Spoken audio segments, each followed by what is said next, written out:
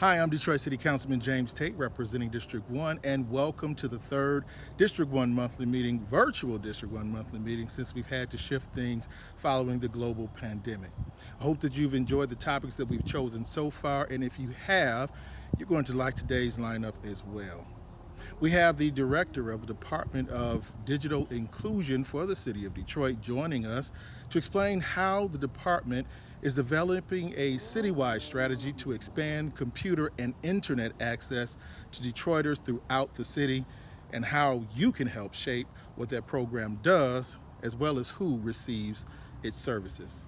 Also, there is a move to change the names and remove the symbols of on institutions that bear the moniker of individuals with a racist past. The conversations have been going on for years, even in Detroit. What was once a whisper is now becoming a full-on debate with voices coming from all sides. Hear the perspective from two influential Detroit historians and find out if and when any of these names will be replaced in the city of Detroit. But our first guest has made a name for herself around the country, and despite that, she still keeps her focus on the community that she serves right here in Detroit and 11 other cities that make up the 13th Congressional District. Congresswoman Rashida Tlaib drops by to discuss a number of topics, including the federal government's response to the global pandemic.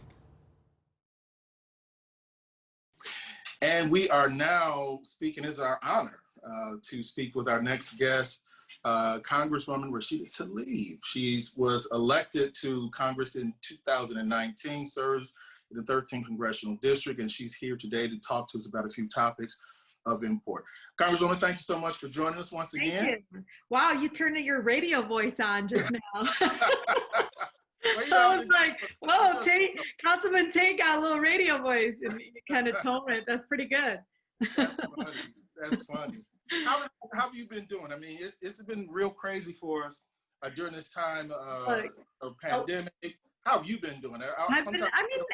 Look, I am blessed that I have my children with me. I'm able to be home with them as much as possible.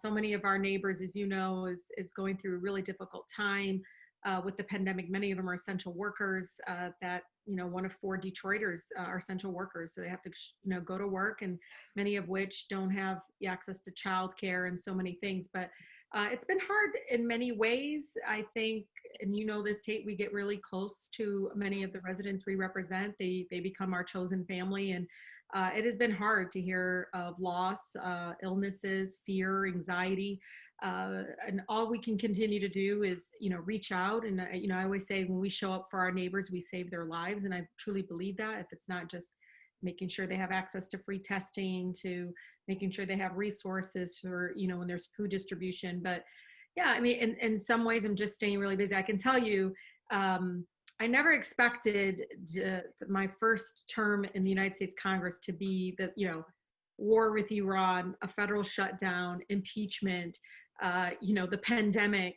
I lost one of my dearest chairmen, who was really a mentor to me, Chairman Cummings. So much has been going on, and now with this uprising around the nation, I can tell you, it's a pretty really a time that I didn't expect this much of layers of some of the difficulty that my residents are going through. I mean, from all the different things they were doing before, which was survivor mode, and then to get hit with the pandemic, and then hit with, this uprising around Black Lives Matter. I mean, many of which, so many are still mourning the loss of so many lives, just reliving a lot of the trauma from Sandra Bland to Trayvon Martin. I mean, all of it is just really heavy on the hearts of so many of the people we represent. Yeah, and when we start talking about all of these challenges, man, and what that 2020 has brought, of course, top of the list, COVID-19, right? So when we look at COVID, when it hit Michigan, I think that was when we found the first two individuals who were found to have contracted it. I think it was right before the election. That was in early March, the first week of March. Since then, I mean, we had schools closed, we had businesses closed, we were told stay home. I mean, masks, the whole nine. One of the tools that the government used to try to assist was this put together this package, the stimulus package, the CARES Act, and some of it included, stimulus checks. Some of it went to businesses to try to keep them afloat. What has been your thoughts, your experience, your feedback that you've gotten from residents and business owners about how those dollars were dispersed? And I know there's right now a debate within Congress about another stimulus package. How do you utilize what you learned in the first package into what potentially will be coming next?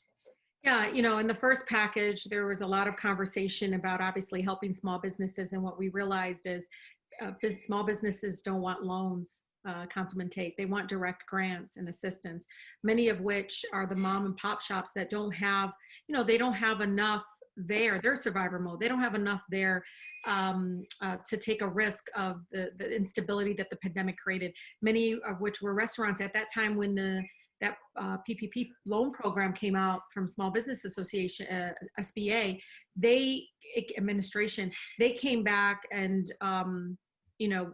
were kind of changing the guidelines and saying, well, it could turn into a grant later, but then there was no certainty for that. And you can only use it for this. You can't use it for operations. You can only use it when you bring in folks.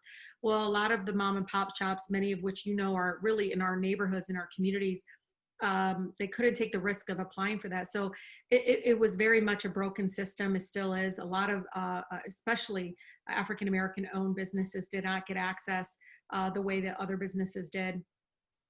With the direct stimulus, I tell you, the $1,200 was really huge lift. People felt it. Even my small businesses did. They said, we knew that people got their check because what happens is they spend it in the local economy. However, one check is not enough. And that's why, I introduced the Automatic Boost to Communities Act. And Councilman Tate, the ABC Act would have allowed what other countries are doing is reoccurring payments. So we don't have to wait for another bill that, one country I think did 4 payments. I was asking during the whole pandemic, and it is $2,000 per month that folks would get this direct payment, and then $1,000 after the pandemic, because understand that these moratoriums, Councilman Tate, of course, we all supportive of the moratoriums, but the water bill is going to be due soon. The rent's going to be due, student loans, all of that is going to be due, mortgages, whatever it is, it's all going to be due when the moratoriums are up. And our folks are going to still be in the same situation because they can't get caught up. You're talking about millions and millions of folks among us right now that are unemployed. And even that unemployment check that comes in, that's going towards food and towards other essentials, but it is really critically important. That one $1,200 payment that folks got, the current administration thinks is enough for the whole year. That's what I've been hearing. We have pushed and said no in the HEROES Act. We want another $1,200, but we also bumped it up for folks with children, so they could get up to almost $6,000 per family, depending on how many children in their home and dependents. And so that has been a huge debate between the Senate and the House of Representatives. Ironically, I don't know if it's true or not, but the House Democrats and President Trump agree that there should be another stimulus payment. That's one thing we're agreeing on. I do, again, truly believe it needs to be reoccurring. We can't keep allowing the internal fights, because I'll tell you, people were relying on that next $1,200 check 2 months ago, and they didn't get it. So how long do we think, I know negotiations are going to take place. Congress, the House of Representatives, are returned back. How long and what do you think is going to, what is it going to take to free up this logjam? Like you said, the dollars are definitely needed, and when they're utilized properly and dispersed properly, they make a difference. What do you think is going to be needed to free that up? Absolutely. And Councilman Tate, you got to know, like in August, we were on call. They said no recess, we're on call. And we did. We got called back to vote to save the United States Postal Service on a Saturday. And then we were, okay, we're going to continue negotiations. Unfortunately, Leader McConnell, the head of the Senate, the United States Senate, he decided to go on, literally went on vacation, called off the Senate session until next, I believe they just came back. So now I think there might be, and it looks like they're passing their version of what they think should be the next response to the pandemic. It falls very short, and I'll tell you why. You and I know this because our city was experienced, I think, the largest municipal bankruptcy in the nation. in the HEROES Act, which is aftercare, that this is something we were pushing for, is to have direct aid to states and local governments. This is critically important because the city of Detroit is not a lonely city. So many, even the smaller ones, they weren't prepared for this pandemic. So we're applying for PPE, and we have to pay 25% cost. FEMA only reimburses 75% of that. You should know. I mean, even with this, a lot of things that were not budgeted before now has to be budgeted for in regards to how things are done virtually, technology wise, things of that nature.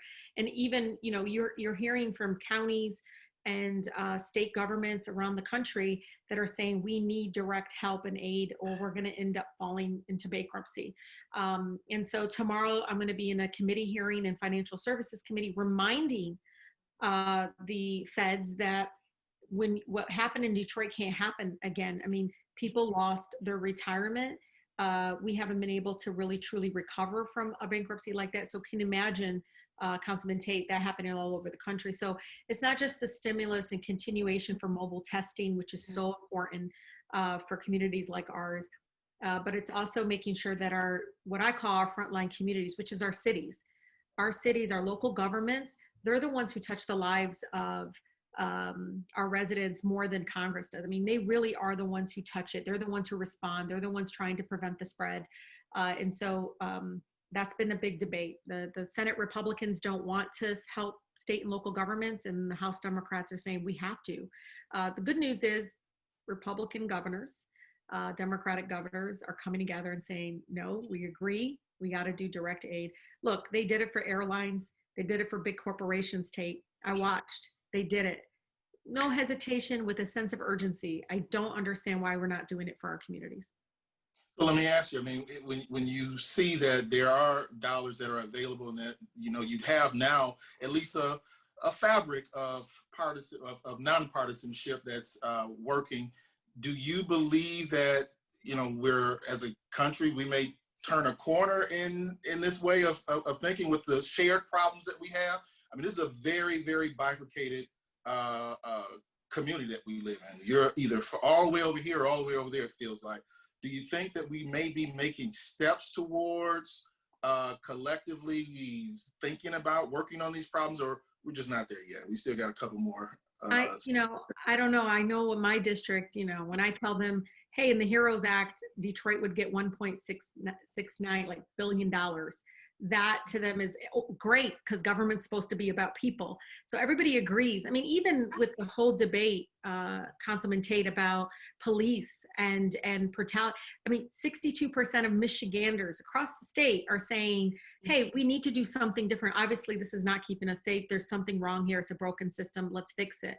The one thing I do think everybody agrees on, no matter their background, if they're this far left, like you said, or right, they want change. I feel it. Even in the political spectrum, they all have different opinions of what that change looks like, but they know these broken systems are hurting them. I think we're going to continue to disagree what the solutions are, but boy, I really think they know the healthcare system is broken. I think they know the education system needs to be, really fully, funded, not in the way that it is now. They know that their communities and neighborhoods are not seeing the resources again. I mean, Councilman Tate, I don't know how many times I remind people, and this is something very important, when you think about, these systems. I mean, we've lost more Black home ownership in Michigan than any other state. You're talking about 40% reduction. That's wealth, that's opportunity, that's how, again, that is access to be able to thrive. It's the stability that we create for our families. It's just, even those statistics and stuff, people, when you talk about it, no matter where you are on the spectrum, they're like, well, we got to fix that. It's just how they think we should fix it. Some people think we need to deregulate. I'm like, I don't know. I'm all for, how about, the same way we treat folks that we give vouchers off to, to get subsidized housing. Why aren't we giving those same vouchers out to go become a homeowner? That is, to me, it's money that we're investing to get people out of that cycle of poverty. It's good investment. Let's do more of that. But again, I'm more of a social worker than really a so-called politician, public service. And so I come from that perspective of, this is how we can fix it. But what does give me hope, Tate, is I think everybody agrees they're getting hurt and this isn't working. And if anything, the pandemic showed the kind of ugly face of the economic divide in our country. People are saying, enough. Yeah. So, I mean, and just kind of sticking with the theme of broken systems, I mean, we got a lot of them. You outline whether it's education, you're talking about law enforcement. When you look at the way that we take care of our underserved, just overall, this summer, it was a huge amount of participation in being civil or being non-civil, if you will, in expressing yourself and making sure that you get across your concern about the inequities and divisiveness that's happening within the country. You saw this spread all around the world, as a matter of fact. I mean, how many times does someone have to get shot or killed by someone in authority, a law enforcement, before the country recognizes that this is a real problem? So it went on and on. This year, it erupted. How does this thing end? I mean, and that's why I'm asking you this, and I'm asking myself this as a lawmaker myself locally. What is that?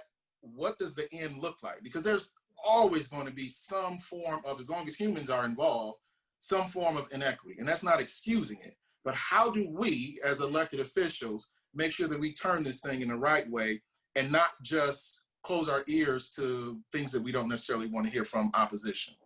Yeah, no, and even when in 2013, when Black Lives Matter movement arose, I mean, there was an internal memo among Democrats saying, stay away from that movement.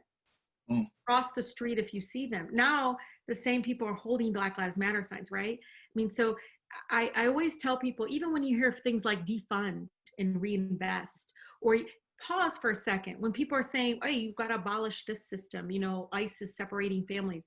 I tell people pause, because sometimes I feel like people listen and hear things very differently. What I hear when people say that is, I matter. Please invest in the schools in my community. Please, let's combat poverty. Because I'll tell you something, Tate, what I find is same thing as violence is poverty, cutting people from water, having kids go to school in the conditions there, or one high school student told me for her whole English class, she had a substitute teacher the whole, I mean, you may not see that as a form of violence, but it's very traumatic. And it is in a way saying that they don't matter. And that somehow, we have tried to compartmentalize and say, okay, that's a different system, whatever. All it is, it's, to me, it's not prioritizing people. Why can't we stop criminalizing, stop militarizing, stop thinking that handcuffs is going to fix this child that might have anger issues in the school? Like, I grew up literally with four high school, which is a luxury right now, like counselors at Southwestern High School, 4. And, Yeah.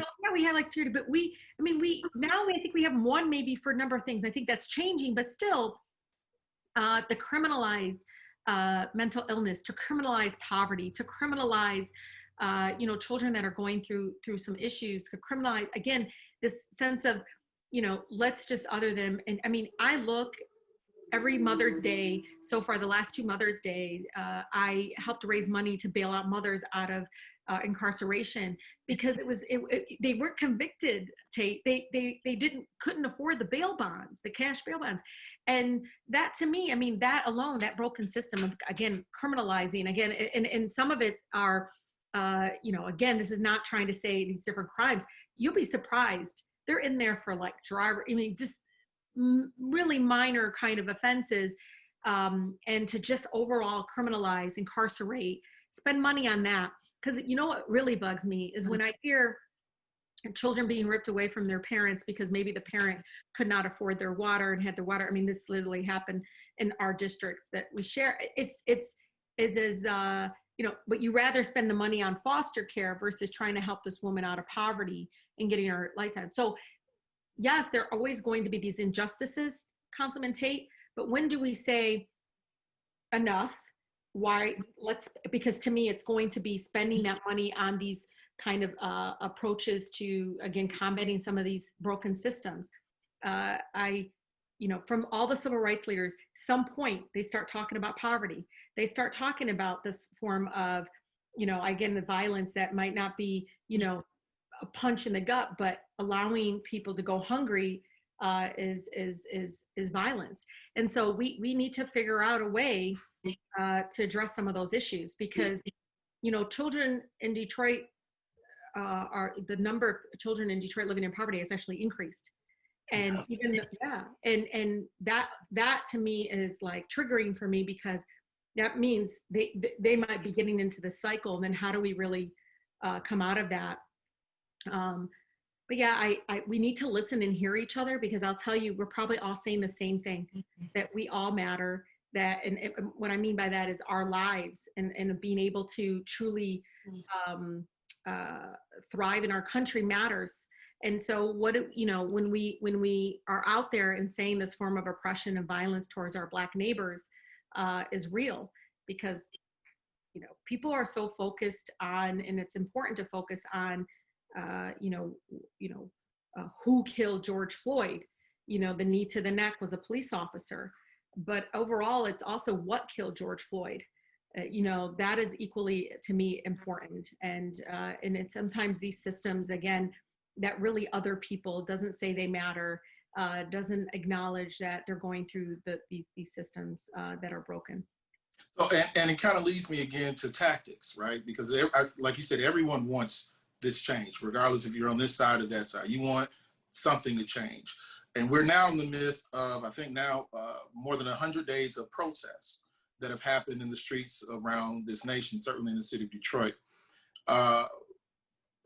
Do you believe that there has to be some balance between protests on the street as well as some type of communication, an avenue with lawmakers, legislators, or do they supposed to be divided? I mean, again, we're all trying to navigate this time in history together. What do you believe? I mean, well, I've heard varying opinions. Well, I think we should talk to some of our seasoned residents, our seniors, who kind of went through something very similar, in their own uprising, fighting against so many injustices and oppression. They marched, they protested, some for years. No, I'm not. I mean, from the boycotts, some of them lasted over a year, 6 months, 8 months. When people are saying, when does it stop? I said, it stops when you finally ask, what are they asking for? Oh, they're asking for the tickets that they got for protesting in the first place to get, dropped. They're also asking, hey, we would like you to invest more in health and human services rather than law enforcement. We want more investment in our communities. I mean, sometimes I worry, like, they're asking for specific things, and they sat with the mayor and asked these very specific requests of, these are the things that we would like to see. Why do police have to show up at evictions? Why aren't we sending the person that right now is working for the city of Detroit that's supposed to help keep people in their homes, right? It is, these are not unreasonable requests. These are changing the culture of how we approach poverty, how we approach, the different kind of challenges that I think our residents are going through. And again, because these systems are broken and set up against them intentionally in many ways. I personally think, they're not going to just stop. They're asking for something, and they're doing it in a very thoughtful, joyful way. I don't know if you've been out there, but they're singing, they're dancing, they're joyful about saying that Black Lives Matter. They're joyful in saying we need to invest in our communities. And I have personally been inspired by the fact that they've been so committed, and they truly believe that this transformative change is going to happen, because they're going to continue not to be silent, and they're going to continue to march. But I look at our history in our country. I mean, transformative change didn't happen from the halls of power, City Hall, or who's in the mayor's office. It happened because the streets and the community and the residents organized and demanded it. And they're going above and beyond. I mean, they really are now collaborating with labor organizations now. They're talking to other groups. They're trying to bring people in that actually will listen to them about the things that they're asking for. That's the one part that never gets covered. What are their demands? What are their requests? What are they asking for? Many of my residents who remind me of the days of segregation was saying to me, Rashida, we were asking for more bus stops at one. I mean, they were literally just saying, how come we gotta get bus? Like, give us some more bus stops. But it is sometimes mind-boggling because I think people just want it to stop. And I said, okay, well, just like when a person's out there fighting against something, they're asking for something. They're not just out there doing it. They actually have a list, and I have the poster actually on my fridge. They made a poster out of the things that they're asking for, which to me are things that I think many Detroiters would agree with. And so I don't think there's a divide. I think we're not hearing each other. We're not listening. We're not processing the same way. Well, let me just, so when I say a divide, I mean, there are varying opinions. I mean, there's some spin and there's some PR involved in all this as well. It's not just here locally, but it's also around the country, the same thing. Either you support the protesters or you support law enforcement, period, point blank. And that's where unfortunately, the discourse for many has been divided, as opposed to looking at the different nuances within this argument. I know that you, along with one of your colleagues and two of my colleagues, submitted a letter that called for an independent investigation into some of the potential, and I got to be careful on how I say it because I'm an agent of the city, the potential police brutality, or at least the tactics that the police department in Detroit used on protesters. And I know it was forcefully pushed back by the city of Detroit, the police chief. What spurred you and your colleagues to come together and put this letter together? And again, what is it that we're looking for those who may not be aware of what I'm talking about right now? Yeah, I think for many of the folks listening, I mean, I want to be very clear. I mean, our residents shouldn't have to go to court to get an injunction, a restraining order pretty much, saying Detroit Police Department, do not use tear gas, do not use batons, and don't choke us. That's exactly what the federal judge just ordered the Detroit Police Department to do. Stop those three tactics. And this is all based on witness statements, based on people that were directly harmed, including media and including legal observers. So I also think, when did our city, the city that births movement, when did our city become a city that tickets, attacks, and targets protesters' marches? We've been marching and protesting for years for decades in our city. This is something that we've always done. It's not just on Labor Day. It's not just, we march all the time. We protest all the time. It is something that I'm so taken aback by, because we've always been a city that welcomes this kind of push against injustices. We've done sit-ins. We've done different kinds of movement work around various issues. When did we become a city that tickets protesters, that forbids it, that treats it with target with a violence? I never thought that our city would turn into what we see around the country. And to paint them,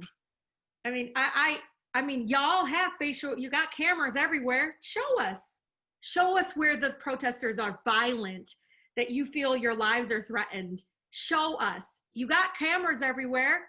You got the spy tech and toys from Trump. Show me where my residents are threatening your life. Because I'll tell you, I've been out there as a legal observer just a handful of times. I may not have been out there Saturday, but those images are real.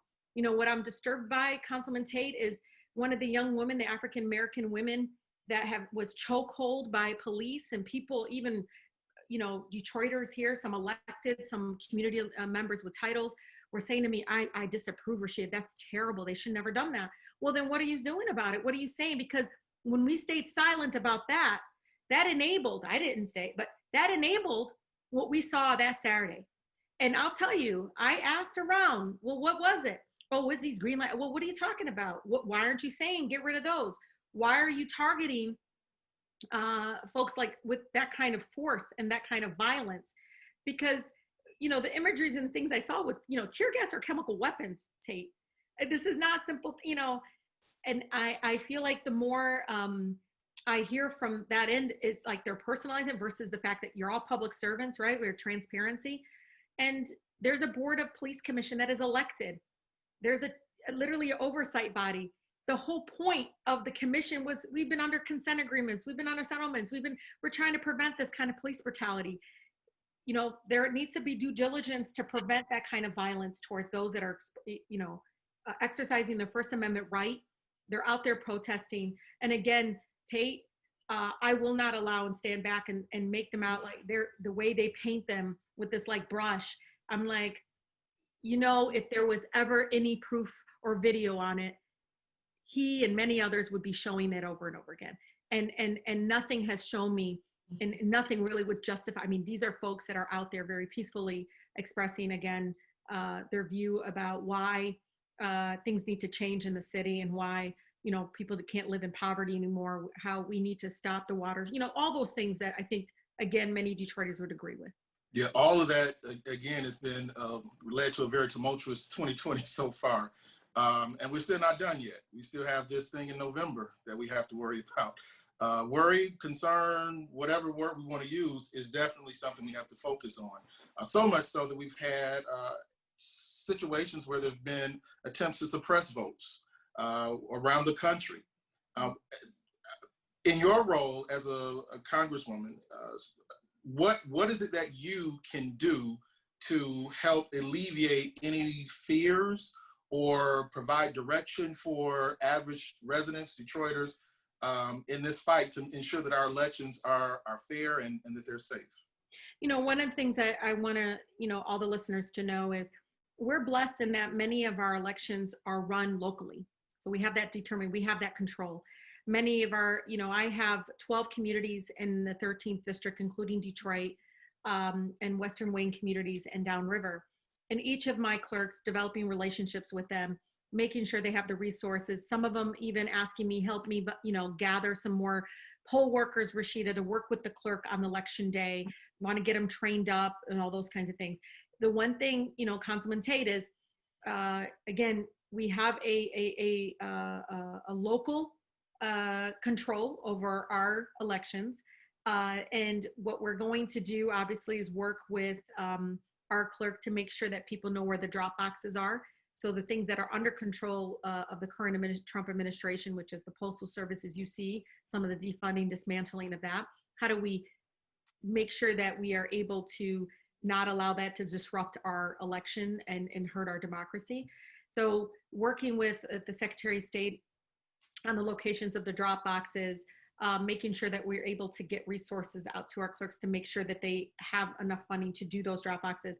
And the really important thing is also, I call it instructional, like information out to our residents, because Councilman Tate, many of which have never voted by mail, don't know what the process is. So they don't know they have to sign it. Some, we're lucky in Detroit, we don't have to put a stamp on it, but some of my other clerks, don't have the resources, so they have to put a stamp on it and all these other things. Is that we, have a Board of Election Commission, that we have all these control, is that we have to understand that a lot of that is under our control. The part that isn't could be is the Postal Service, of course, but we can work around that.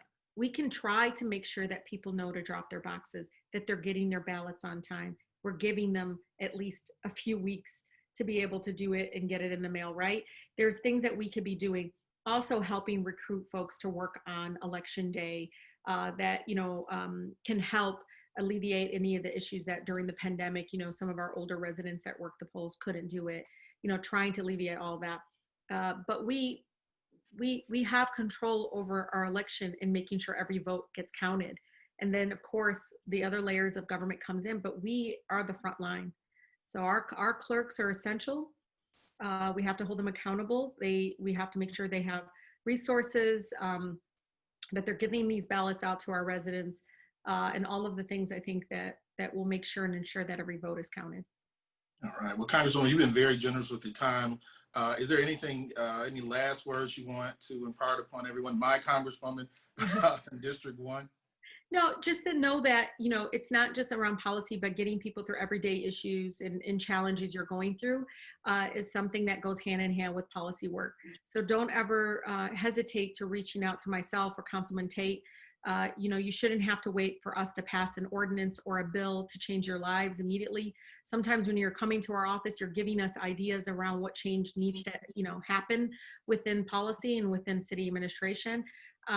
Just know that you are the way you approaching us and you coming to us is the way that we become effective. and know exactly, again, what needs to be done to making sure that you have access to thrive.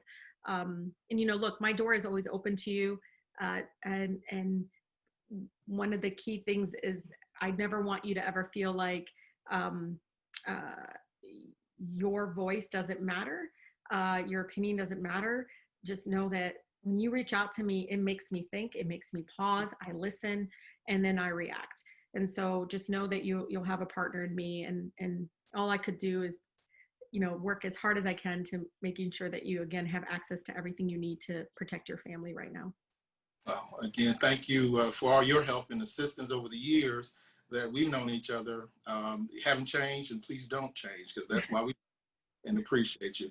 13th Congressional District, Congresswoman Rashida Tlaib. Thanks again. You stay safe and stay well, you and your family. Thank you. Thank you.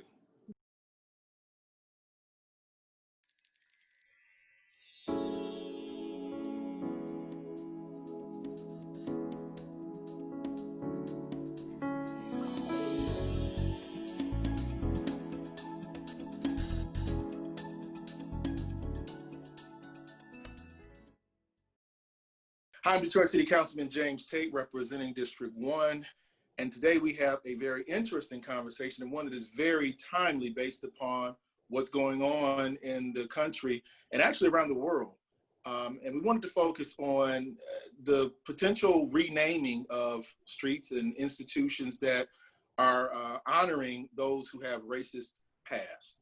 We know that there have been many controversies over the years, but because of this moment in time, it's definitely a conversation that we can't wait to have any longer. And joining us today to have the conversation in the D1 monthly meeting is Dr. Janice Chapman. She is the director of the Detroit Historic Advisory Board. Thank you for joining us. And you've been with the city for a number of years. We lean on you for all of your institutional knowledge. Thank you for joining us. We also have Ken Coleman. Thank you. We also have Ken Coleman, who's a Detroit author and historian, and another individual who really, people lean towards to provide insight and information that most of us, many of us, don't have. So again, Ken, thank you for joining us as well. Thank you so much for having me. We want to just kind of get right down to it. I'll point out to two different institutions that had racist individuals that were honoring individuals who had racist past. One is Cobo Hall. A lot of people didn't even know who Cobo was. The average, the young person, let me just say that. The older folks may, based upon his position in leadership, but the average person didn't know necessarily about the racist past. And now, last year, Cobo Hall was renamed to TCF Center. Another one is that bust of Columbus that stood at, I believe it's Randolph and Jefferson for 110 years. But what we saw around the country during the uprising following George Floyd's murder in May, we saw a number of statues being defaced, being torn down. And I think it was a wise decision on behalf of the city of Detroit. And I'm not sure who all had a hand in that with the family, but a few years ago, the family was completely against it and came down to council along with members of the community, Italian-American community, insisting that didn't take place. And we haven't heard from them at all. So I got a feeling that there was some consultation, and they very well may be pleased with the fact that it's actually in storage and not in Detroit River right now, potentially. So Ken, talk to us a little bit about, this journey to where we are today. You even have NASCAR say that they're banning the Confederate flag. So this really tells you where we are in history. A great, great opportunity. How do we make sure that this opportunity doesn't fizzle out like so many others that have happened in the past? Well, again, thank you for having me. I think you're right. I mean, this is a huge cultural touchstone that we've been living through, in the last several months. It's been building up, but certainly in the last several months.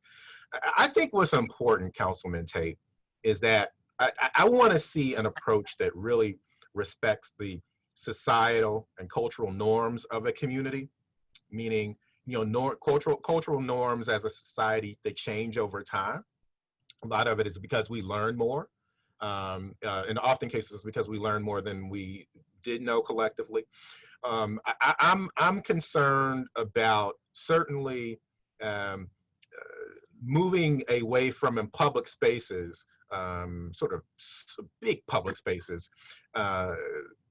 images, whether they're statues or paintings of people who have a notorious past. And in the case that we're talking about, particularly have a past that was definitely anti people that look like you and me and Dr. Chapman.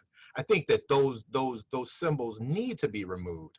But as somebody who studies history, I'm also concerned that they just don't end up in the bottom of the Detroit River, that they end up perhaps in an institution where you can provide more of a context around their lives, or something more that's more educational than a couple hundred words on a statue facing. And so, that when symbols like the Columbus statue go down, I think they should go to places, cultural institutions like perhaps maybe the Detroit Historical Society, Museum, where there can be more of a robust and context conversation about who Columbus was and why the cultural norms have changed around his life and his efforts and experiences. So tell me this. So I remember, I believe it was last year as well, the Charles H. Wright Museum of Historic Facts. So the African American Museum. Excuse me, yeah. My brain's not working fast enough. So last year there was an expo on Jefferson, right? Yep. And there Thomas were a lot Jefferson. Yes, a lot of people said, look, you're romanticizing this individual. You're not casting him as who he actually is.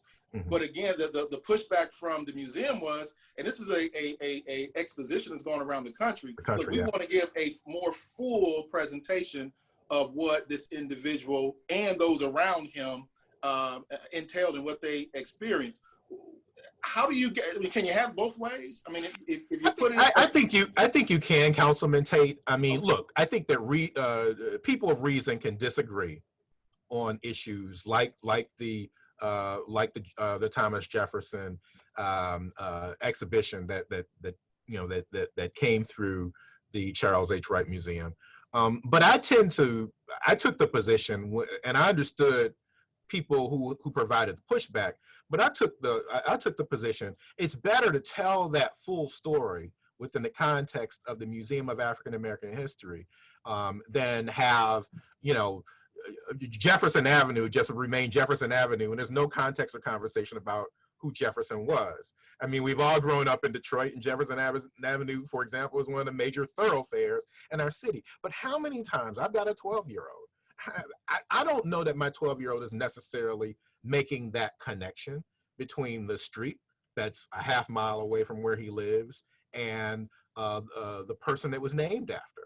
Even after he may have learned bits and pieces about Jefferson in school books. And so, again, that's another great example. And I'm sure that Dr. Chapman, will have some strong views on this or thoughts about this. But I think what we need to have happen as a community is a sense of what are our norms and mores, and what is it that, how do we want to proceed as a community? Because I will guarantee you, a name of someone that might be controversial today may not be controversial in 25 years, and vice versa. Well, see, that's where I was kind of going to. Dr. Chapman, I'm glad you had an opportunity to bounce back. We're having some technical difficulties. I appreciate you coming back here. So when we're talking about, the mores changing this way and that way, decades in between. So what happens when, it swings, the pendulum swings back the other way? Then does society say, okay, now it's safe to bring those statues back out into the public, no longer shelved in the basement? How does that process work? I believe that when we look at these things, and we do need to look at them with an eye of history. I think that if we are indeed shoving or putting them in museums, maybe a museum which reflects Detroit's history would be an ideal place for some of these statues and some of these street signs, that if we're renaming streets, that kind of a thing. The interesting is that we also need to kind of set a precedent, and maybe a year, 2 years, 5 years down the line is not enough time to give us the historical lens that we need to even make these kinds of cases. And maybe we start with, let's revisit how how history is interpreted and who's telling the story, because that has changed. There was a time that the majority of the church population, or the people making decisions as to names of streets and names of buildings and what statues were to be erected. That those folks and many of those communities have now changed. And so what we have to figure out is, how do we make sure that the DNA of Detroit's history, which means is all of Detroit's history, is reflected in not only the street names, but in the more visible, the most tangible parts of our city. And I think if we do that as a society, in the U.S., it would be a better way of looking at things. But the lens has got to get longer, it has to get greater, and it has to be more encompassed. And if we don't do that, we're going to repeat what is happening today. But that is such a cerebral approach. That takes patience, Yes. that takes strategy. We're at a visceral moment right now. You have some people, what do you say to the argument? Look, we've been waiting for this conversation. We've been trying to have this conversation for years. Nobody wanted to have it. So now we're at the point where we're tired of asking. We're tired of begging. We demand, and we're going to make it happen. What do you say to those folks who, are people of color, who may be a part of that aggrieved class of individuals who were pressed down by that individual that's being honored? What do you say to them when they say, look, I'm impatient, and rightfully so? I think we start, as particularly if we're talking about the name or the removal of tangible things such as statues, monuments, those kind of things. That's an easy fix. I don't think you destroy them. I think you remove them. You remove them for a later. So the conversation, if the conversation is those monuments, if we want to call them that, or those statues, or those historical documentation in the physical or the tangible sense, are not reflective of today's history, then the answer to that is, okay, we can do that. To me, that's a beginning. Do you think it's easier said than done? I mean, because there's a lot of levers that have to be pulled. I brought up earlier, the city of Detroit removed the bust of Christopher Columbus in June of this year. But I can recall being on city council, having folks come down from the Italian American community saying, no, don't do it. This is our heritage. And it has stood there for 110 years. And after a number of conversations, it was determined that we weren't going to remove the sign, but we would have discussions about it. Well, we know discussions happened in a small group. It really didn't transpire. The thought or the actual movement didn't actually happen until we saw the movement in the streets this year following George Floyd's murder. So that I just raised the question: is it easier said than done getting this process enacted? Well, Councilman Tate, I mean, I think one of the more thoughtful approaches that governments have taken out on various levels is, really sort of a formalized process that might change over time and be massaged, just like any act or policy can be, but doesn't fall to the whims, whether perceived good or bad, depending on what the issue is. You talked about that great example with Christopher Columbus. We, folk like you and me and Dr. Chapman have been in this city for a long time. Know the arguments back and forth around Lewis Cass, and particularly Cass High School. Now, that's a situation where you aren't necessarily talking about a community that might not be in the majority, arguing in the case of Columbus to keep that statue. Now you got Black folks maybe disagreeing with Black folks, depending on where you went to high school and what your feeling is about Cass Technical High School. I wrote a piece for Michigan Advance, the publication that I write for, around this issue of whether or not, in this conversation, post-George Floyd conversation, whether or not there was an appetite to re-examine for the 100th time whether or not Lewis Cass's name should be on one of our most prestigious public high schools in Detroit, and maybe arguably over the years one of the most prestigious public high schools in America. You talk to folk who attended Cass, and a lot of them, hey, listen, that you can't mess with that name. One alumnus said to me, and I think this made some sense, Councilman Tate and Dr. Chapman. He said to me, I attended Cass Tech in the late 70s and early 80s, he said, this alumnus. He said, I did not know who Lewis Cass was. He said, for all I knew, it was just named after the street on which it sat, or close to, Cass Avenue. And so he said, this alumnus, I never called it Lewis Cass High School. It was just Cass Technical High School. And so it is, he made the point, it has been branded in a way that's been advantageous for people who've attended there. It has a who's who of alumni.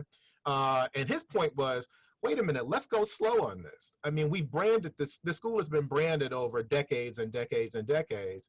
If we just change it to what? And does that hurt the brand and the ability for the school to continue to, in his argument, continue to grow academically and the like? And so I guess I say all that to say, some of this stuff is complicated in terms of the community mores that I talked about earlier.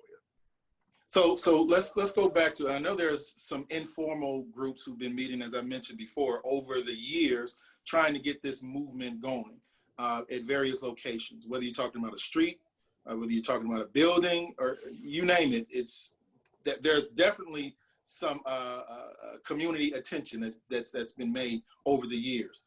Do you feel that there's an organized push at this moment? Because again, we've seen statues being torn down, but as you both have recognized, it's a little bit more complicated than just tearing it down and thinking that maybe one doesn't pop right back up, or that the issue doesn't go away of racism and the honoring of racists in this particular case.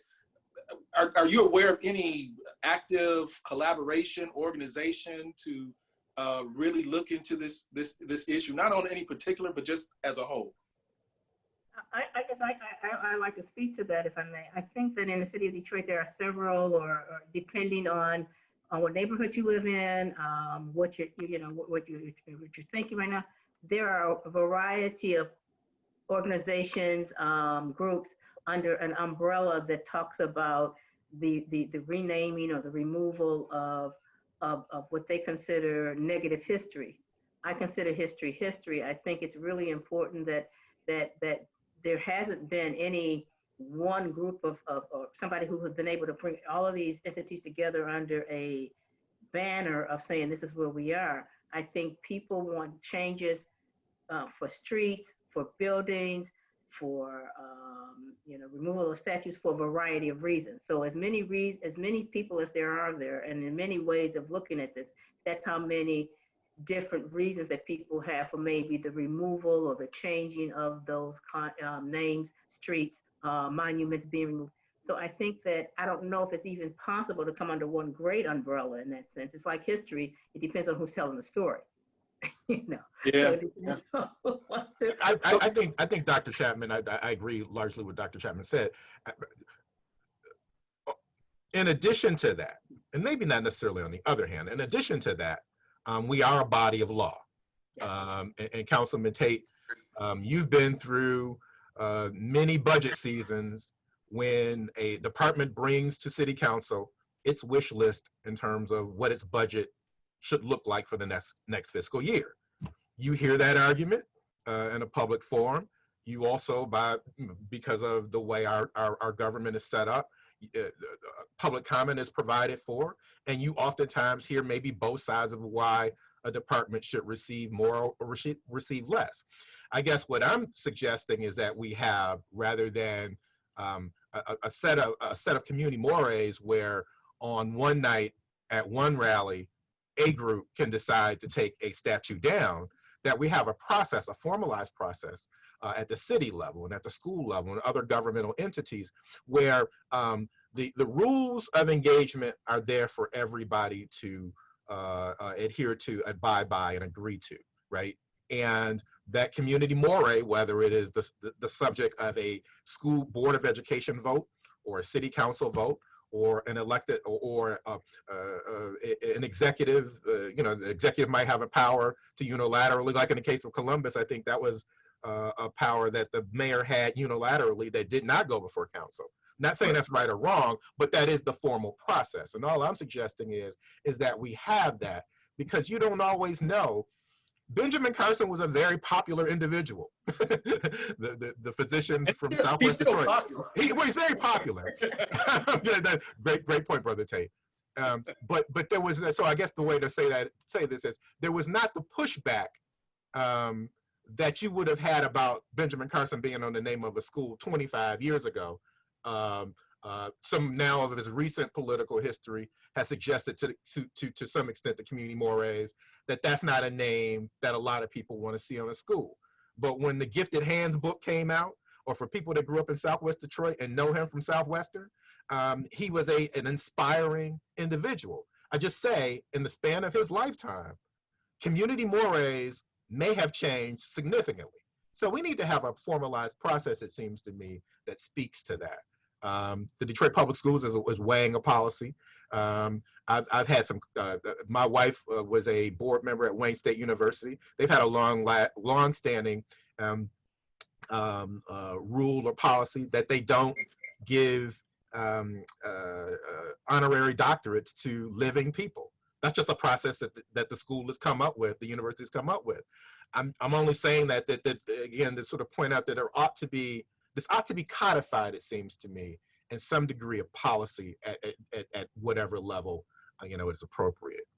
And that kind of leads me to the, oh, go ahead, Doctor. No, I was gonna say, can I piggyback on that and by saying, also I think that the input and to hear from the community, I know that Councilman Tate, when we looked at a couple of secondary street names, that was a concern that the people in the community who live there are saying we were not even informed that this was happening. So sometimes, so it's really important that when we talk about public engagement and who's making those kinds of decisions, that we hear from the people who live with it day in and day out, because it really affects them. And it may be just a group of people who come in and say, we know what's best and we're gonna do this because we know this is best.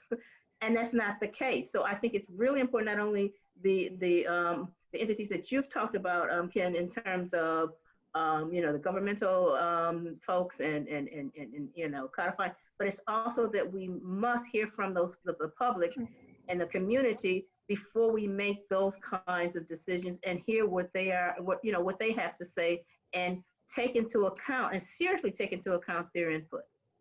So, I know there's no one size fits all in terms of how governmental entities, are making these decisions.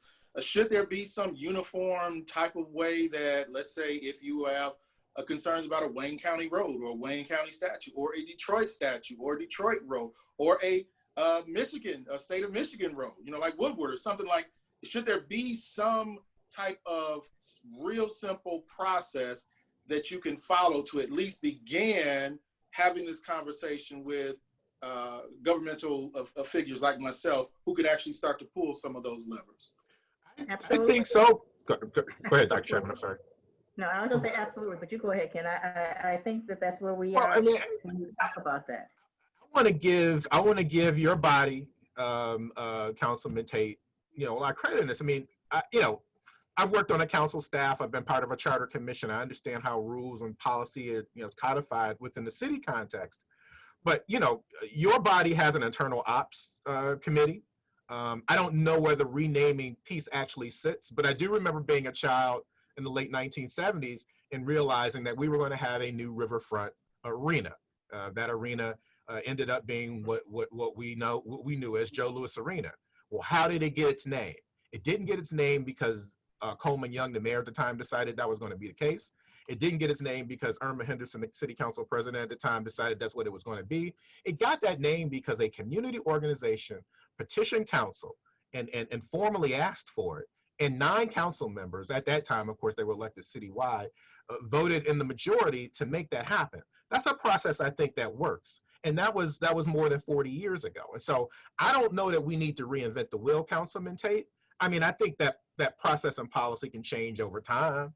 You might make the argument that your body is elected differently than it was 40 years ago. So maybe there's a process that says, maybe a renaming should start in the community district whereby the concern lie.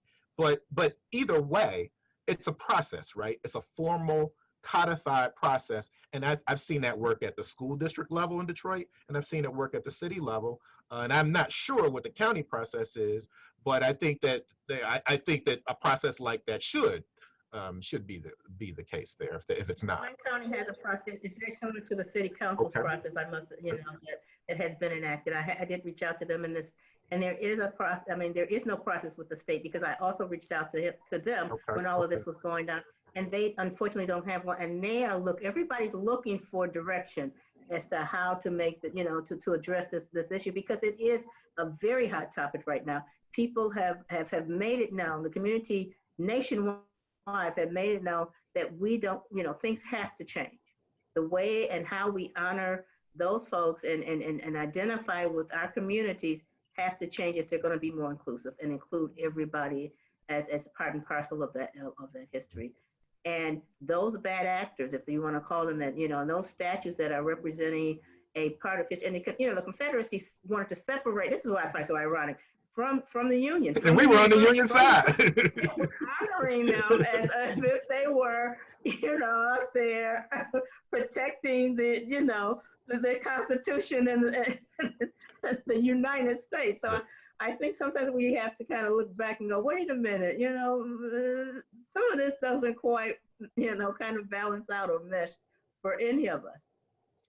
There's a group of men just outside my door doing work on our co-op, and one of the vehicles has a Confederate flag on it.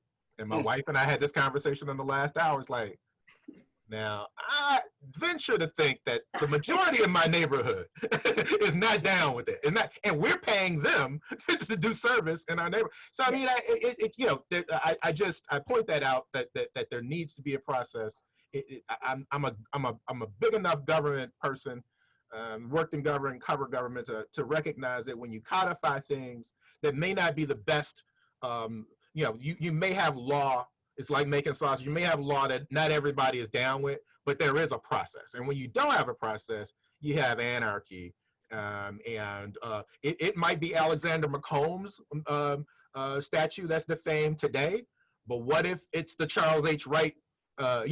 Some symbol outside the Charles H. Wright Museum, or somebody vandalizes Dr. Wright's bust within the museum. What are you going to do then? Railroad, Absolutely. Monument. Absolutely. It wouldn't help us if somebody started marking that up. Well, I mean, we know that there are a lot of historical monuments that have turned up missing in the last 20 or 30 years, and some people question whether that's just an accident or whether it's intentional. Well, I mean, I never thought I would see the day that we see the movement that we see in this conversation, in this discussion right now. When we talked about, again, the Confederate flag being banned from NASCAR, the Washington team now, the owner of the team vowed to never change. Never. Where we are today. So that's why I think it was important to have this particular conversation, because I don't know if we'll ever reach this point in history at this mile marker again, where we have so much change, so many people who are at least open to the conversation, if they're not necessarily there yet. Even if we're now, it seems like in this country on polar sides of everything, there's at least still a lot of people who want to have those discussions. So I want to thank you all. Anything you want to add before we wrap up? Dr. Chapman or Ken, anything that we may have missed? Well, I sincerely thank you for raising the issue, Councilman Tate. I think it's a conversation that bodies of government are having throughout the country. Certainly, we know Detroit's history is very unique and unlike any other.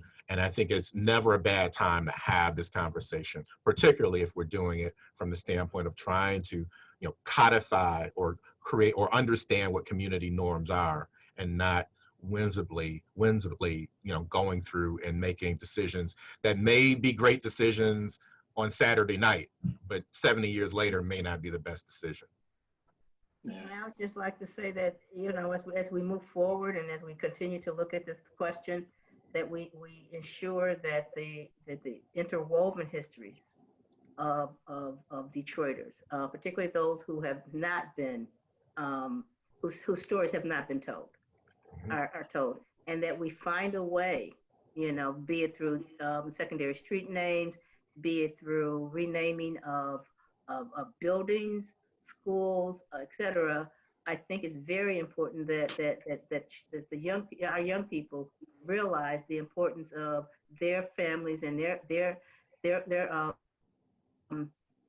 family's history and the contributions that they made to the city of Detroit. But again, I want to thank you also, Councilman Tate, for allowing us this time to have this discussion. And I think we need more of these kinds of discussions. So hopefully we'll have another one in the near future. Thank you. Yeah, and hopefully we can do so in person with the big crowds that we used to have pre-COVID. So again, thank you both for joining us. Dr. Janice Chapman, she is the director of the Historic Designation Advisory Board, also Detroit author and historian Ken Coleman. Thank you all. Thank you both for joining us.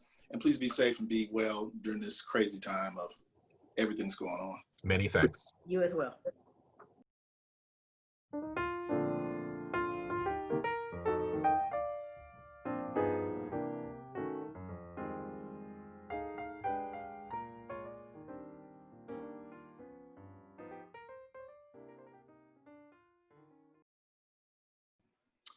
There's a lot of talk about inclusion, diversity, equality going on, not just here in Detroit, but around the country, around the world.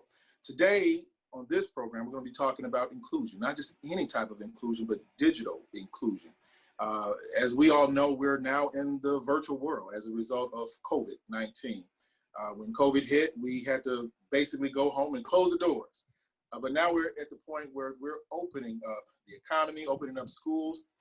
And that leads us to a lot of questions. How do we ensure that the things that we need to do, the very vital, essential things that we need to do are taken care of, that we have access to these new way of doing things in the new virtual world? Helping us guide through this conversation, not just today, but until we have Mr. Joshua Edmonds. He is the Director of Digital Inclusion with Detroit Department of Innovation and Technology. Do it, that's what it's called. Thank you for joining us today. I'm having a brain freeze. Thank you for joining us today. No, thank you for having me. This is a really, really exciting conversation. It's super timely, and we're trying to get as many voices as possible engaged in this topic because we need it. Josh, you got a big title, Director of Digital Inclusion. Before we go into exactly what you're doing, talk to us about what is this digital inclusion itself? What is the idea of it? So the original idea came from the mayor and our CIO, Beth Niblock at the city. We're like, okay, we have this digital divide. And at the time, this was a conversation that goes back to like 2016, 2017. Like we had this digital divide, but at the time, there wasn't really a pandemic to really co-sign the issue. You saw that people didn't have internet access. You saw that people didn't have computers, or maybe they didn't really have the familiarity to use technology in a way that could benefit us from a workforce standpoint or economic development standpoint. And so it's like, we should be focusing on this. And then it just started intensifying a bit more, because I think what ended up happening, and you'll remember this from the Amazon HQ2 expansion conversations, where Amazon was looking at certain cities and certain markets. And one of the things they put in there that people kind of missed, they were looking for cities that had a strong tech ecosystem. And it's like, well, what does that mean? Well, that certainly doesn't mean that you have a pronounced amount of people who might not have internet, those are barriers that we have to get over right now. And so my job is to really develop this sustainable. And I put in sustainable, and then maybe in the original language it wasn't there, but I'm like, no, sustainable, meaning whatever we put in, it has to last. It is built to last. It is not built for a term. It is built because it's the right thing to do, and it has to last.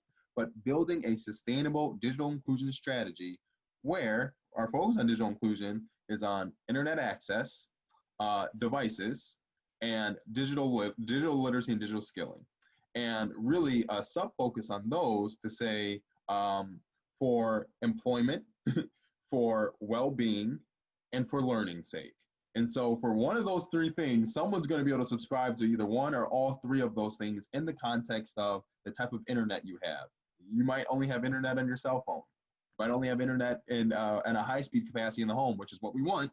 Or you might only have a cell phone. You might not have a computer. You might only have a tablet and not a computer, which the reason why I'm differentiating between those is because the ability to type, that's a workforce skill. That's a productivity thing. And so there's so many ways where we're being very nuanced in our approach here, ultimately to say that how tech employable is Detroit? From a healthcare standpoint, how ready are we to embrace telehealth? From a even an engagement standpoint, you have all these small businesses right now who are marketing their services online because they have to in a COVID economy. Well, if I'm a small business, how many Detroiters can really access my resources online? And so those are things where I'm really doing my best to focus that. And that's my responsibility to build out a sustainable operation and a strategy where this isn't a lingering issue. We can get in front of this. So that way, all of those factors that come with those aforementioned sectors that I mentioned, that those are able to then be fully realized through a fully connected Detroit. So just, I just want to really frame the challenge that you all have. So right now we're looking at 27% of Detroit households that don't have internet access. We're looking at 46% which lack access, high-speed internet access, right? Yep. So then we're also looking at those who don't have data plans as well. No, I'm sorry, 40% who have cell phones but no data plans. I know I'm throwing a lot of numbers out here, but that shows you how huge this problem is. So it's not just about having a cell phone, it's about having a data plan. It's not just about having internet access, it's about having high-speed internet access. It's about having devices and not just having the ability to have the infrastructure in place. All of these are big challenges with a population that has been confronted and not necessarily been able to get over those hurdles. How are you going to help the city of Detroit get over those hurdles? What are those initiatives that are part of your team's plan? So and you know, the statistics that you're mentioning, you know, those are on my nightstand. I go to bed to those statistics. I wake up to those statistics. So that way I never lose sight of what I need to do. And so that's something where at the onset in this role, I said, okay, well, we need to operationalize this stuff. And what I mean by operationalizing, I mean that we need to be able to attract resources in a way where I don't have to have lag time of saying, well, if 45% of Detroiters don't have a desktop computer. If 45% don't have a desktop computer, well, that is an ongoing challenge because there's a lot of reasons why someone might not have a desktop computer. One of the big reasons I'm going to ask right now is like, where in Detroit can you buy a computer? And where in Detroit can you get affordable tech support? Yeah, you might be able to find a small little shop, but you're going to tell me it's in the suburbs, which is true. That's where retail is. And if you're going to point to a Kroger, well, they don't sell computers. They're not selling tech support packages. And so there are certain factors that are in place right now that are directly inhibiting our ability to actually be able to fully scale in the way that we need to. So the first order of business was to establish what is called an e-waste operation. And I'm going to go into a little bit more detail on what that is because they're a very critical partner in this. And so there's an entity called Human IT. Human IT, you're going to hear a lot more about in the very near future. For those who are very familiar with the work of Connected Futures, of getting all the public school students devices and connectivity, Human IT is the entity that's providing tech support to all those families. And so Human IT is an entity that last year and in 2019, we said this is going to be something where as new technology is coming into Detroit, or as cities and as organizations and corporations are at the end of the life for the technology, where does that go? Where does our technology go? And currently that's called e-waste because it goes into waste, into the trash. E-waste is the fastest growing waste stream on the planet. 150,000 computers a day are going to landfills. So now are we just talking computers? Are we talking tablets and all? Are we just strictly talking about? I'm saying, well, 150,000 computers, yes, but yes, wow. Everything too is still even, there's a larger data point there. And so what we quickly realized was like, wait a second, all these corporations in Detroit, Quicken Loans, how many people do they employ? General Motors, all these people who have this technology, and yet I'm looking at 45% of Detroiters without computers. This is something where like, okay, pause, slow it all the way down. There is a way to be smarter about our resources here. And so first order of business was to get Human IT in Detroit. They're actually opened up an operation at Focus Hope, where they are going to be running their warehouse out of that space, where they're going to be taking in all technology. They are a national company, so 48 of the 50 states, they already collect technology. And so they're going to be diverting all their stuff from the eastern seaboard to Detroit, where they're going to be hiring Detroiters to run that operation. In addition, they're going to be making sure that as they're taking in this technology, they are cleaning the data, they're refurbishing those computers, and they're redistributing to the community with 1 year's worth of tech support on all those devices. So that way we're not just distributing junk. And full disclosure, my personal computer of 4 years is one of these computers. So it's not like I'm willing, and this is something where I'm gonna just let everybody know how I'm approaching this work. I'm not willing to talk to people and give people what I wouldn't have. This is something where these are machines that our goal is and operationalizing this, and I'm not saying that they are dependent on philanthropy here. So this isn't they're a nonprofit, but this isn't a nonprofit function. These are businesses that they've already partnered with. They've already signed a contract with Quicken Loans, where all 25,000 plus employees are going to be diverting their technology to Human IT for Human IT to distribute that for people who need it in Detroit. In addition, Human IT makes a point to sign up residents for whatever internet's best for them. There's a time where we have to get smarter about our internet providers here. You have two providers here, Comcast, AT&T. You want cable, you want high-speed internet, Comcast, AT&T. And if I'm a resident who's moved 4 or 5 times in a year, well, it doesn't make sense for you guys to give me that, because then I'm having to pay more for the contract if I'm going to break that contract. And so Human IT is like, all right, fine. Let's take your situation into consideration. You've moved 6 times this year. How about this? How about we actually look at a hotspot solution? And let's look at the network coverage where you live, and then make that accordingly. And we're going to bundle it with the device and tech support. We're going to make sure that you're okay. That was the first order of business that we said we need to get that off the ground, which is so great that the fact that we've been able to do that, and they've already been able to hire a few critical staff here locally that is driving that operation. Over a 5-year period, they're looking to hire over 70 Detroiters that are going to be running that operation. And so that's just something. Go ahead. So let me ask you this. So we always love to hear about jobs, right? So 70 Detroiters wiping the machines clean. I think that got a lot of folks' ears perked up when you talked about that. How are they executing that process? Because that's extremely important. The digital divide as well as jobs and opportunity. Are these jobs that are available to any and everyone? Or are they high skill jobs? No, not high skill. Nope. Great question. So no, this is Human IT has an open door policy. And so obviously during COVID, there's been some shifts in how that policy looks on a day-to-day basis. But historically, they're about 8 or 9 years old. They've been operating in Los Angeles primarily. But nonetheless, the whole reason for what they're doing is creating entry points into other tech jobs. One of the things that I've long since said about the digital divide, largely speaking, one of the big reasons why we have it, who's really taking the time outside of school, who's really taking the time to actually teach residents, to engage residents specifically on technology, specifically on computers, specifically on internet, there's so much that we miss in our society because we assume so much. And so when you're looking at those percentages, I think a lot of those percentages and the statistics that we mentioned earlier in the call are a direct result of us not slowing it down a bit and saying, all right, these are how all these pieces fit together. And so Human IT is just one entity where they're able to say, yeah, we take people, whether you're a student, whether you are a retiree, whomever, walking in our door, we're going to teach you how to do this process. And that's just something where we did not want to make it the bar so high for people to be able to engage here, because truthfully, it's long. I don't need technical people anymore. I need people who are passionate. I need people who want to learn, who want to do things to improve their communities. I need those people.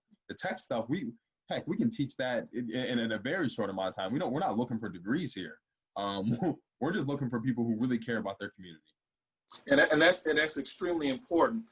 You guys are going to be reaching out to the community very, very soon. I mean, from what I hear, something around beginning of October to participate in the next phase of this particular project.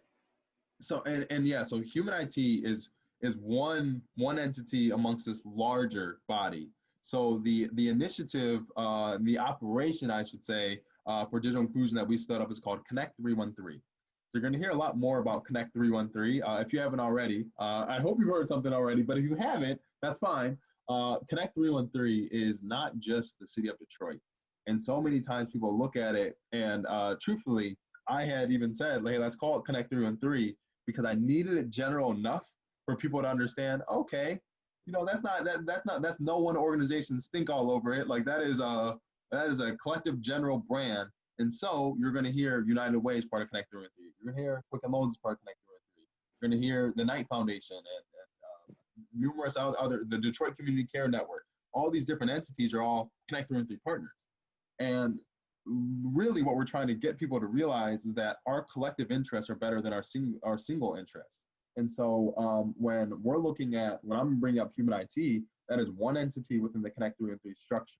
And so what we're going to be unveiling on October 1st is a community conversation where we explain the structure in a little bit more detail. We identify ways for people to get plugged in. We have specific verticals within Connect 313, one vertical being devices and connectivity.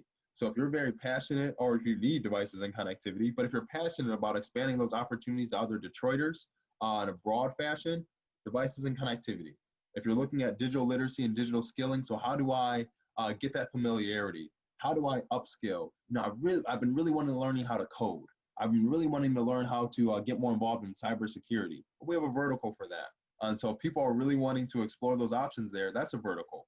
Another one, this is my baby, but on advocacy and ecosystem. There's a lot of policy that can be passed. Earlier this year, I had the distinct honor of testifying in front of Congress and on the matter of digital equity. And so there's policy activation that needs to happen here, where I'm not gonna get too in the weeds there unless we want to get the weeds on it, but there's a lot of policy where I want to mobilize people on that. I want people who are really willing to take this fight to Washington. And so that is a vertical. And then there's this one called special projects that doesn't really neatly fit in any of those other buckets, but where we're looking at community ambassadors, where if you have some people who are really ride or die for their community, which I know Detroit has in excess, we want to be able to activate those people. When we're looking at storytelling, because there's a lot of narrative that isn't being told in a way about the work that's being done, about the partners on the ground who, in my opinion, we have failed to honor. And so there's a way where we want to focus on that too. And so all of these different verticals that I'm mentioning are all part of a larger structure comprised of many different organizations.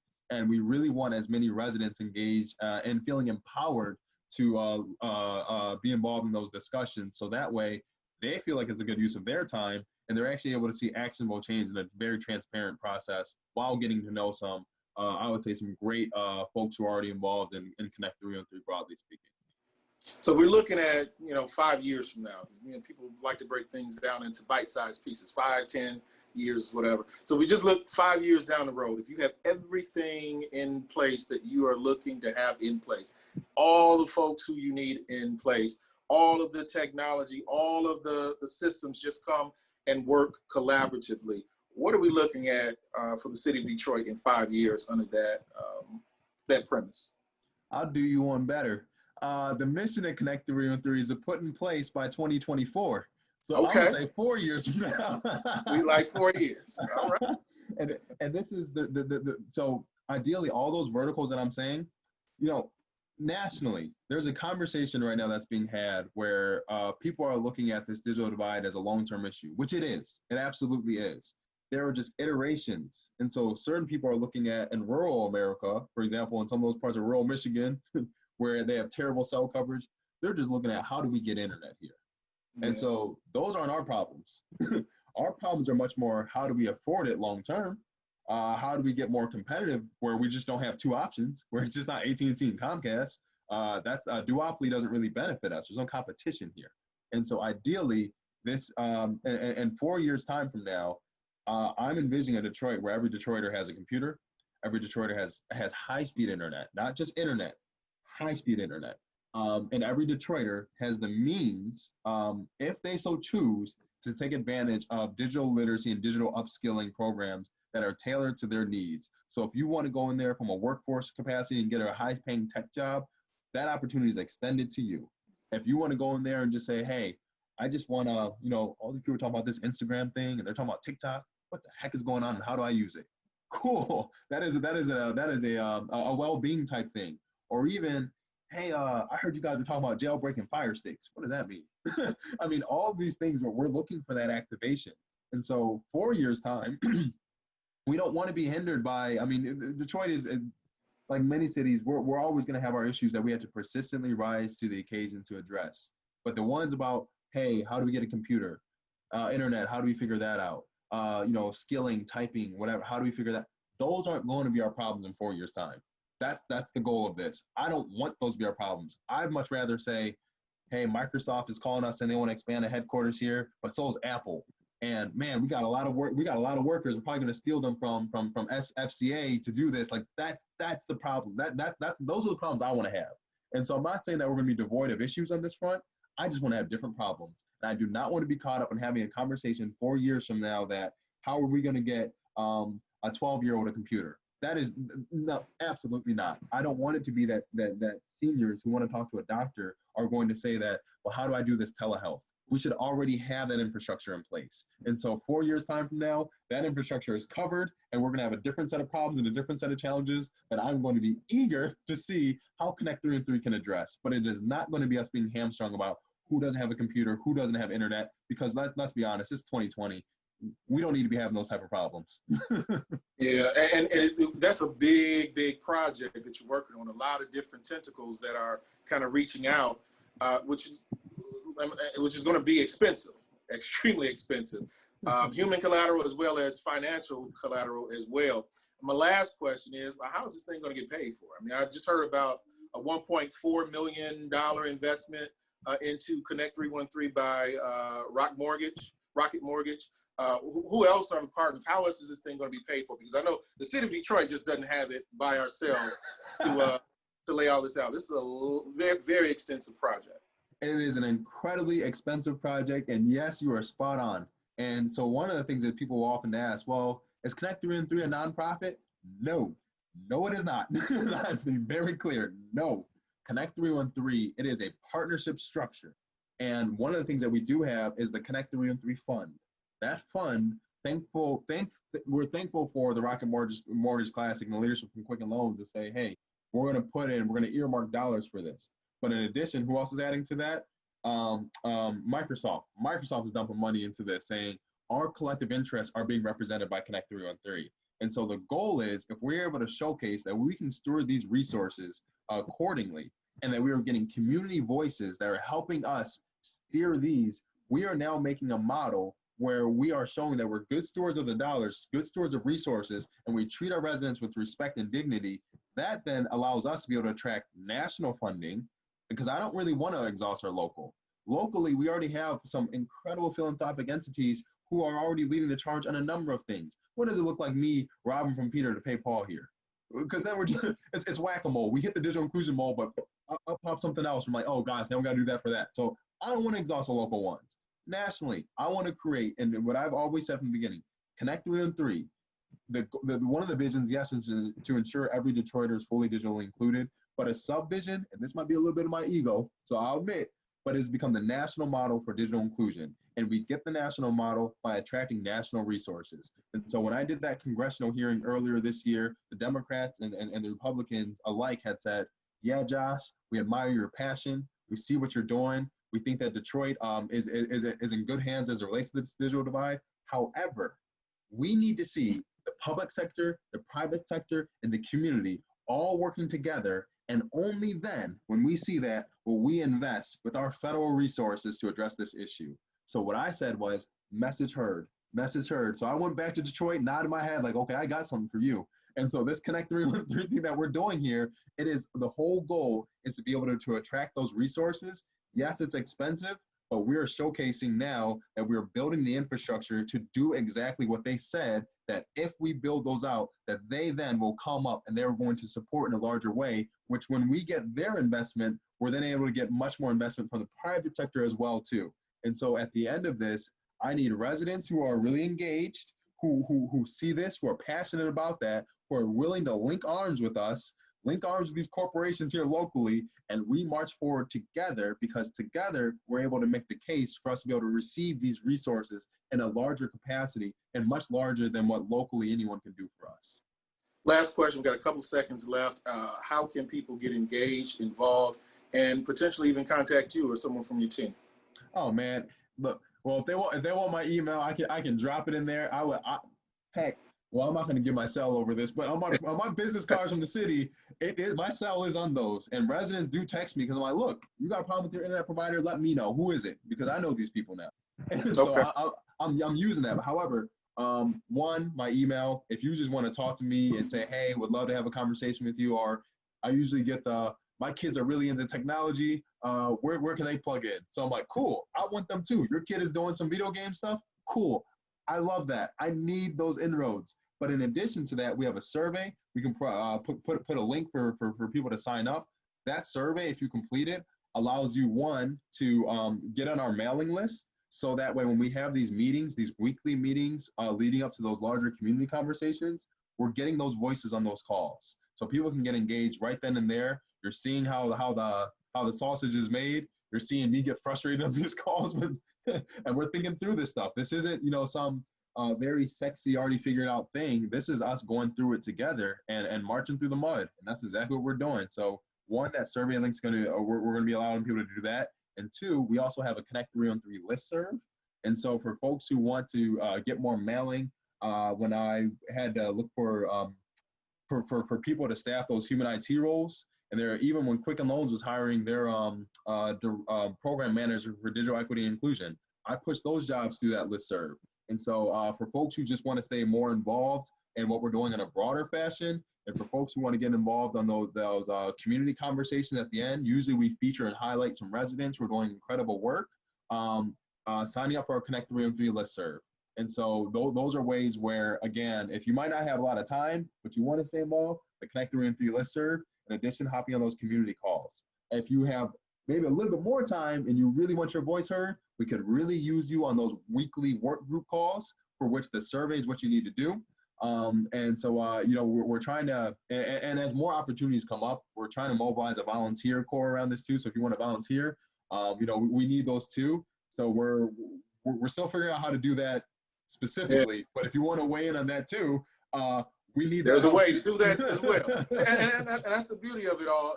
This is all about inclusion, right? So it's not about the city doing it for you or some entity doing it. It's about everyone coming together and working towards this common goal that is going to make all of us better.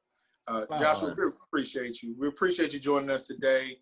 We wish you all the best, and love to hear you come back, or have you come back at some point, within those 4 years, where we can talk about how things are in the progress, and as well as how can people get involved. We're going to make sure that folks have access to those links you talked about, as well as your contact. But again, stay safe, and we thank you for joining us today. Likewise, I appreciate the opportunity. I'm not gonna say you guys are gonna become my favorite district, but more things like this, and more engagement like this, you might have me move from my district to yours.